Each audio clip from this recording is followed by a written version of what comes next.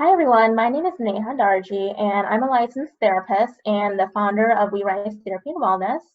So now that we've learned a little more about coping with anxiety and uncertainty, and Raj touched on implementing structure and routine during this uncertain time, I'm going to be talking to you about ways that we can actually model and implement these healthy coping strategies for yourself and others so that you can continue your roles as caregivers or support persons for yourself and your family and friends during this uncertain time.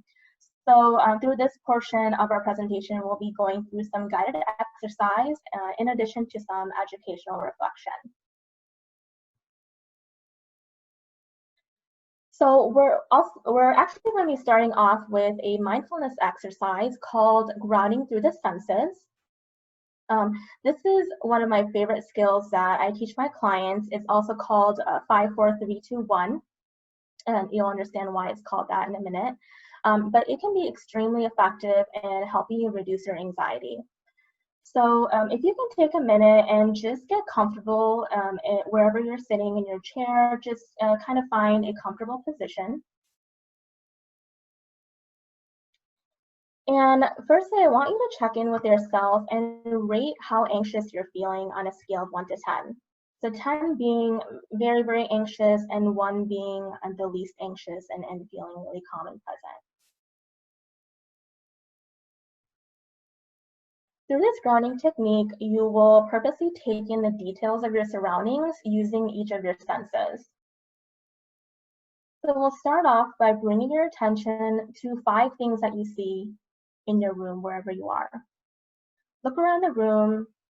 Look for some small details such as the pattern on the ceiling, the way the light reflects off the surface, or notice an object that you've never noticed before. Notice the color, the texture of the object, and try to look around until you can notice and just bring your attention to 5 different things.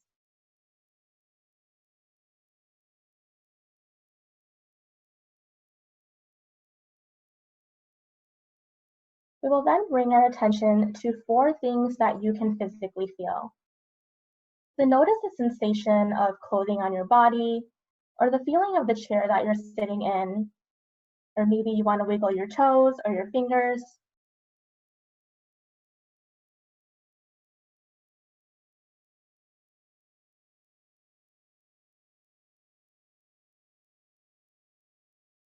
We will now bring our attention to 3 things that you can hear.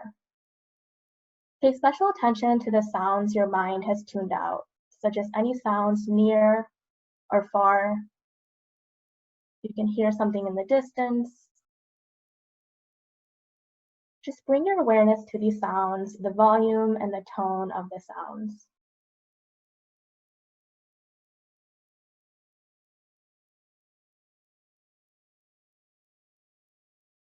Now let's bring our attention to 2 things that you can smell. Try to notice the smells in the air around you. Maybe it's a food or something fresh. You may also look around for something that has a scent that you can imagine, such as a flower or an unlit candle.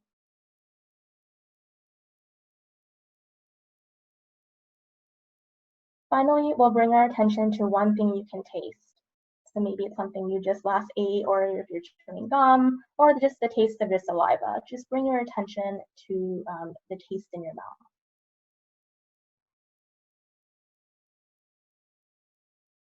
So you've actually successfully completed the mindfulness exercise.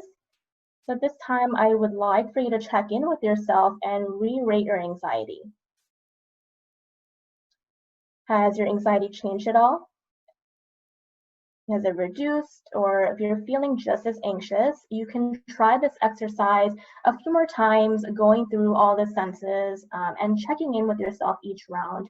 After you do go through it, maybe 2 to 3 times, it will be effective in helping you feel more present.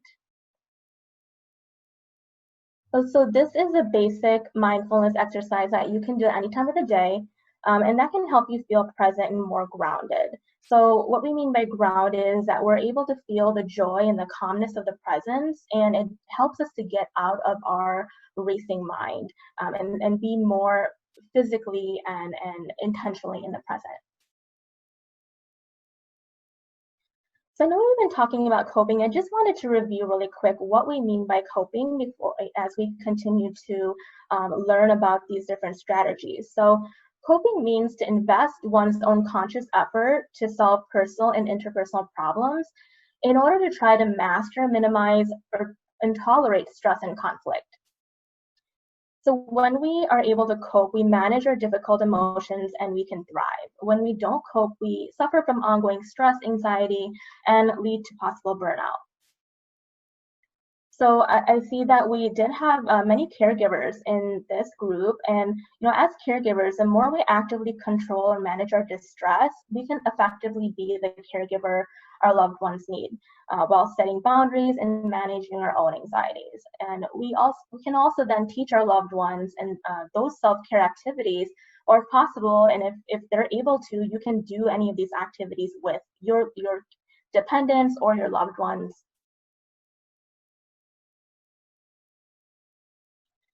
So as caregivers, which, really we may all be in any capacity, whether you're caregiving for a parent or, someone with a disability, a child, or you work as a caregiver in your profession, honestly, we are all at this time caretaking for each other.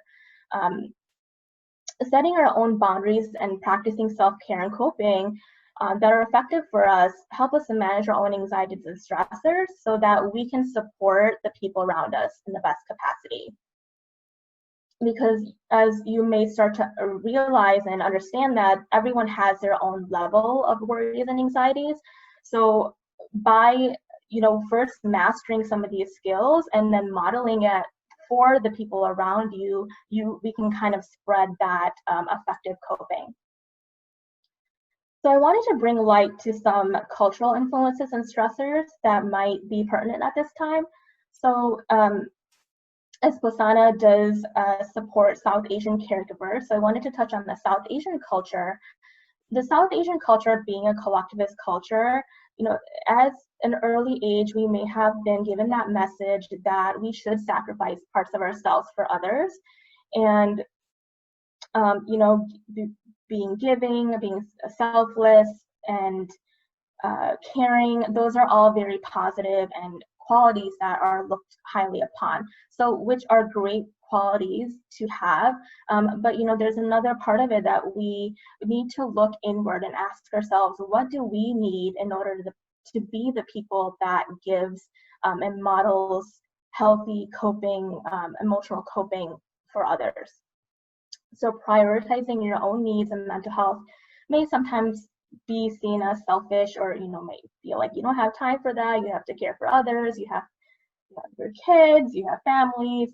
Although the truth is that prioritizing our own mental health through coping, daily mindfulness, or even psychotherapy, if you feel that you really could benefit from that, effectively helps us to balance caring for ourselves and others and prevent burnout.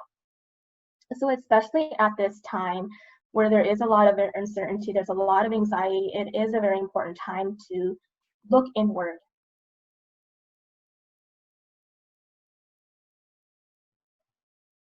So stemming from cultural influences, also we might be feeling some sense of guilt when we're not feeling that we're coping effectively. We might be feeling more sluggish, we're losing productivity, we're struggling with keeping up with these changes, and maybe even struggling to keep up with the tasks it takes to care for your dependents. So culturally, we are taught that success, achievement, and growth is what we should strive for in any situation, that we should rise above, we should come out strong. Although at this time, we do need to treat ourselves with self-compassion to have a strong foundation. So it's normal to experience concern about contracting disease during a pandemic. And as Sydney talked about, we can take the steps to focus on what we can control.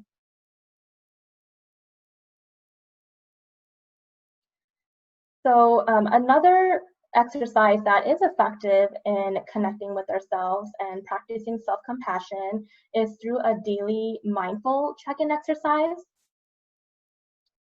So you can actually participate now if you want to grab a notebook or a pen or just a piece of paper, or if you don't have that handy, you can just connect with yourself by placing your hand on your heart and just kind of looking within. We'll give everyone a minute.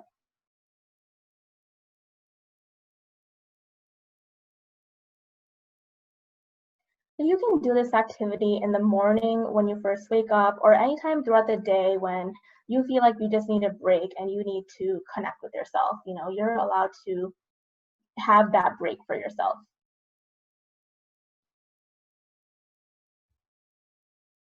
So we'll be going through each question, and if you want to just take a minute and maybe pick a question or two that you want to write down and answer, or if you don't have access to paper or pen, you can just hold your hand to your heart and just ask yourself this question.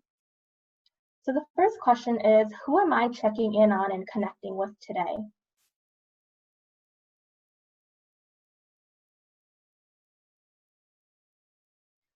What expectations of normal am I letting go of today?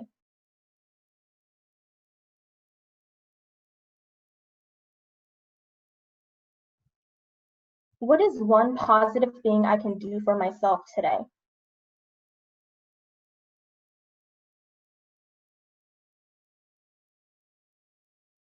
What is one kind statement I feel comfortable saying to myself when I need support?